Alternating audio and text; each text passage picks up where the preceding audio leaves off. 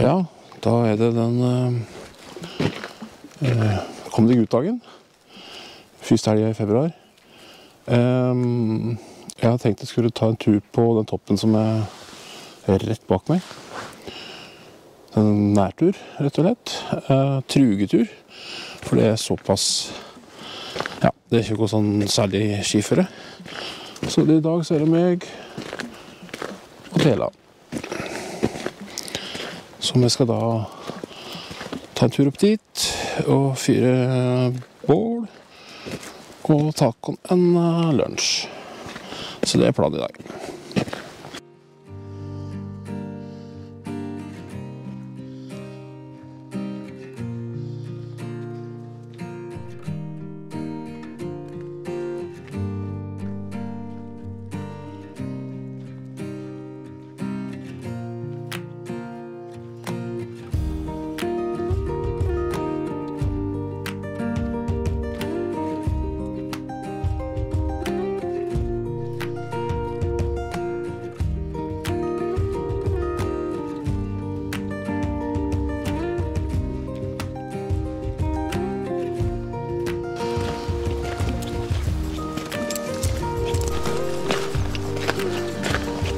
Det er litt sno i lufta nå, faktisk.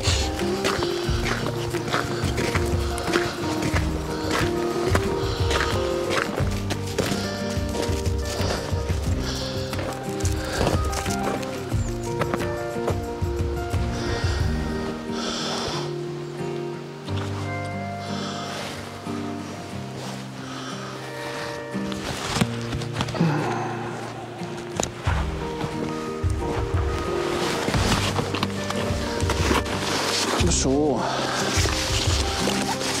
bare feste det til da. Sånn.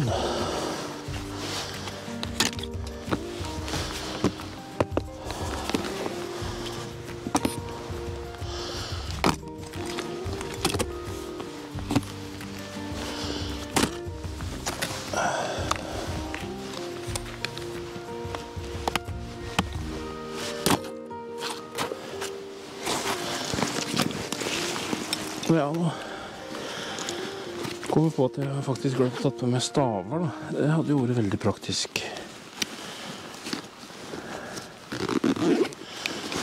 Da var det en liten sånn balansekunst å gå i med truger.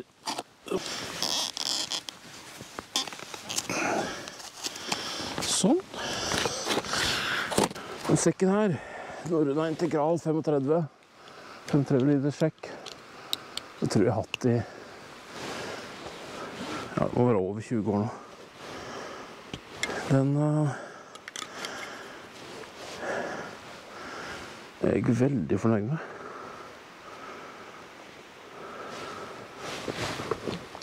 Mange festepunkter.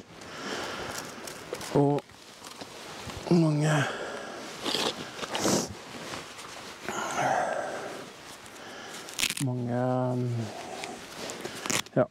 lommer og sånt. Så det kan organisere utstyr på en god måte. Det fester mulighet for ski, og det er egentlig laget for ski topptur, tror jeg. Jeg har fått seg en veldig godt egnet til det. Etter dagens standard, altså en altfor tung. Men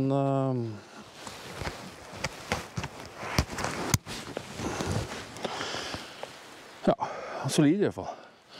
Jeg ser nesten ikke at jeg har brukt den ganske mye. Det er ikke lett å se på. Så det må jeg si er bra. Ok, skal vi prøve å komme oppover da? Skal vi det? Begynnelsen av februar er en sånn vårfølelse. Her er det jo renner det vann i bakken. Da må man jobbe litt med akrobatikken.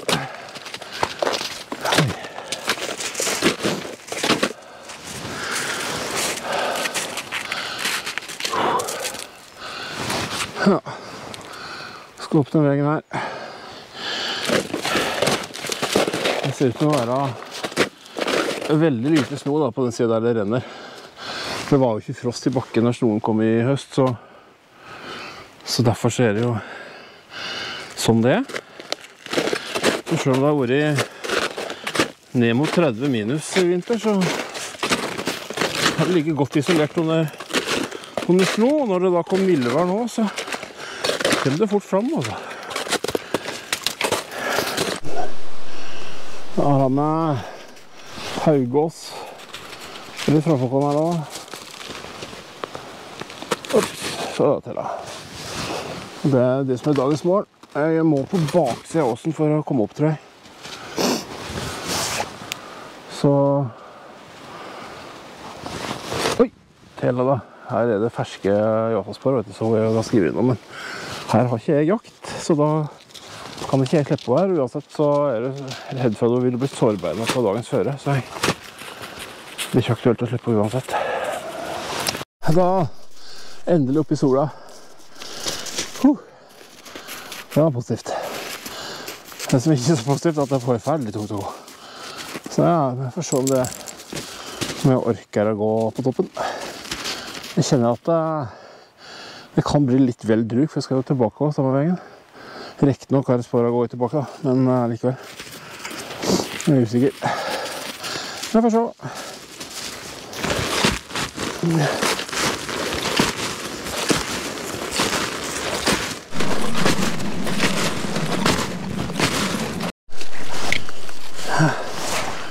Jeg hadde egentlig sett meg ut berg der oppe som dit jeg ville i dag, men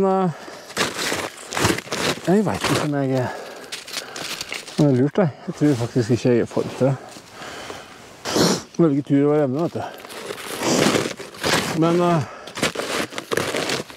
50 meter fremfor meg så er det bart parti i sola. Så der har jeg lyst til å sette meg og fire. Slappe av og ete. Og så... Ja. Får vi se hvordan det blir. Jeg tror det blir det.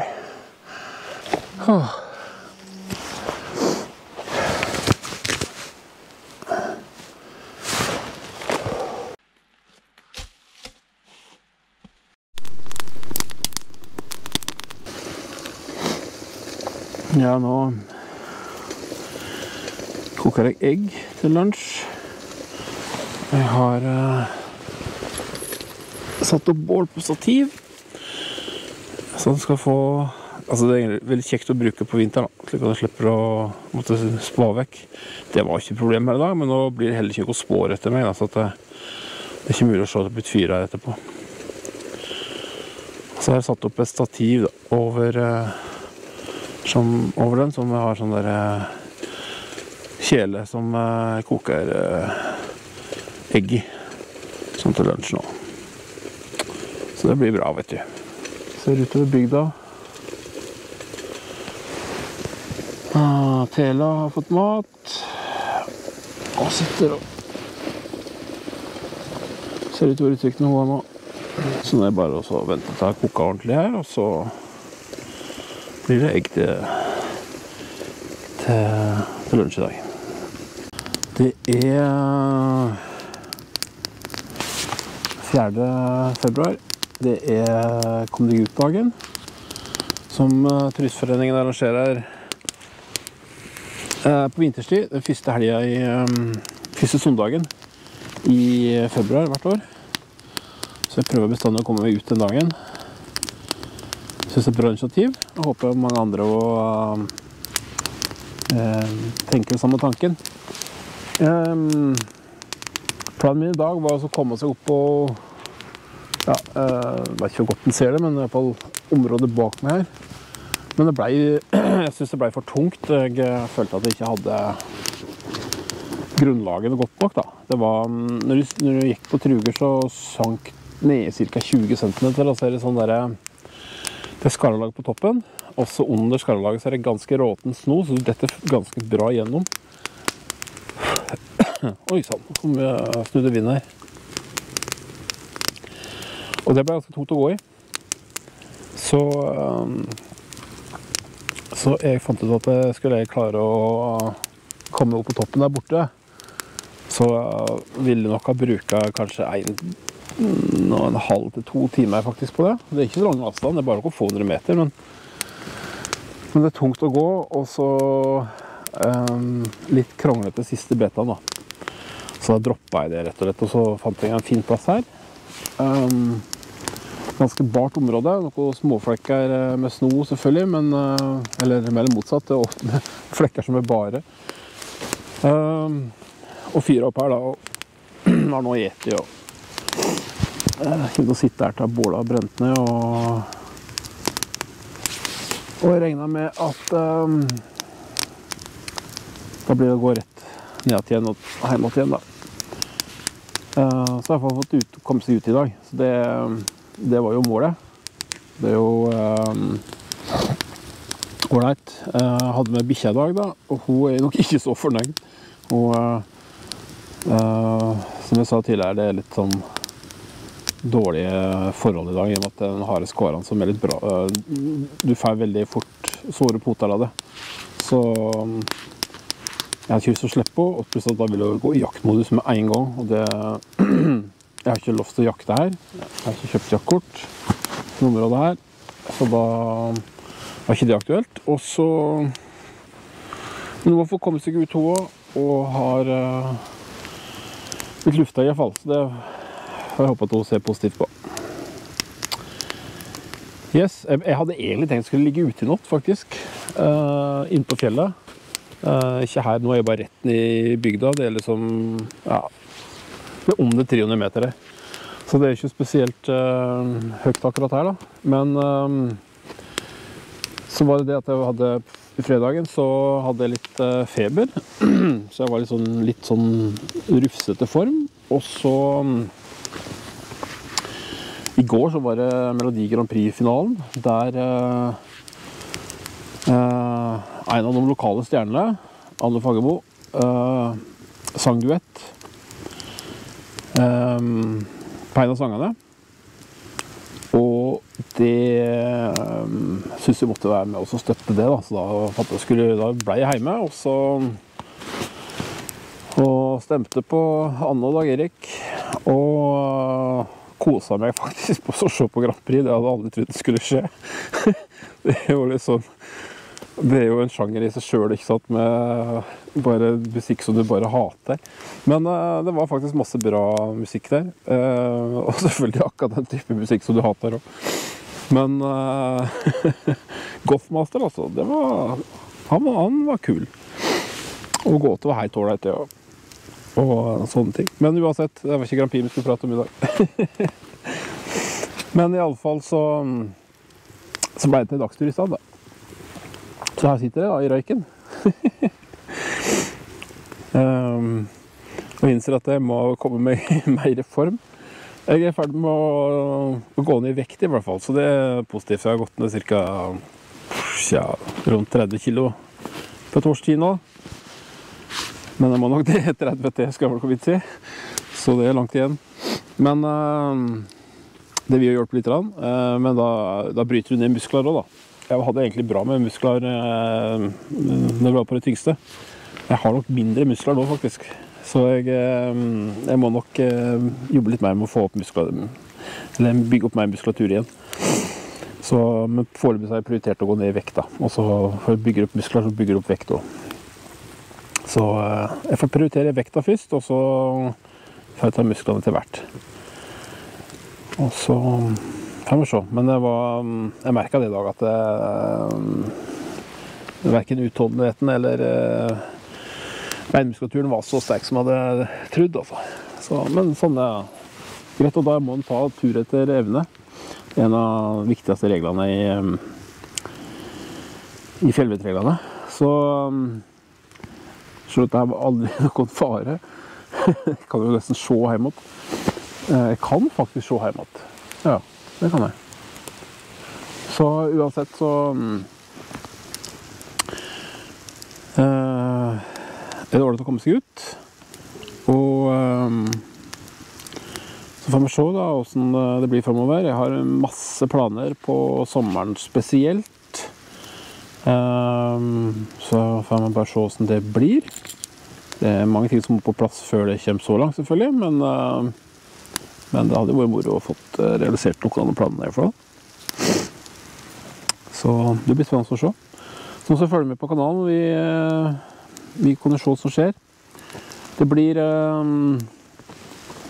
nærmere meg 7000 abonnenter nå. Det er nok mestparten av abonnentene, jeg må være så ærlig å si at mestparten av abonnentene har nok kommet på grunn av en viss bedrukken skjære.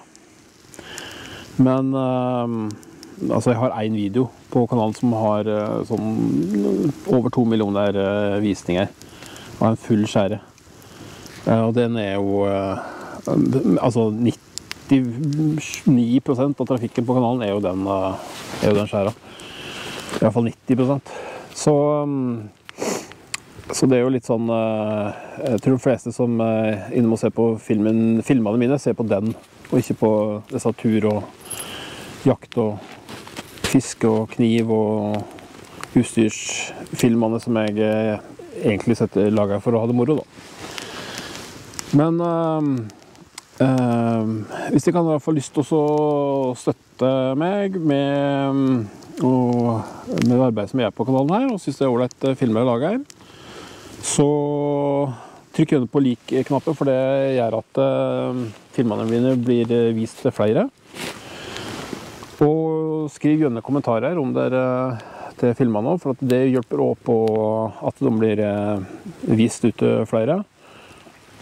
Men det er moro å få feedback da, på det jeg driver på med. Så gi gjerne likes, og kommenter gjerne filmene. Og så tenkte jeg kanskje at i løpet av året så tenkte jeg også å arrangere sånne turer, der jeg bare inviterer folk med på tur. Overnattingstur og litt sånne ting rundt omkring i Norge. Og så vi se om det blir noe av det. Det er i hvert fall et av tankene som jeg har da. Ok, men nå har jeg satt og pratet og bablet ganske lenge allerede. Håper jeg at du kommer deg ut på tur, og ikke bare sitter framfor skjermen og ser på YouTube. Og så ses vi på neste tur. Jeg begynner å gå igjen. Da kom sola fram, og det er slovar samtidig. Så her er det beste som vinter kan by på. Da er jeg nede på regn igjen. Det var selvfølgelig vesentlig enklere å gå ned enn å gå opp. Ikke bare for at det er lettere å gå nedover, men også for at du hadde spår å gå i, så at du kom rett og slett bare, altså du satt det så fast da.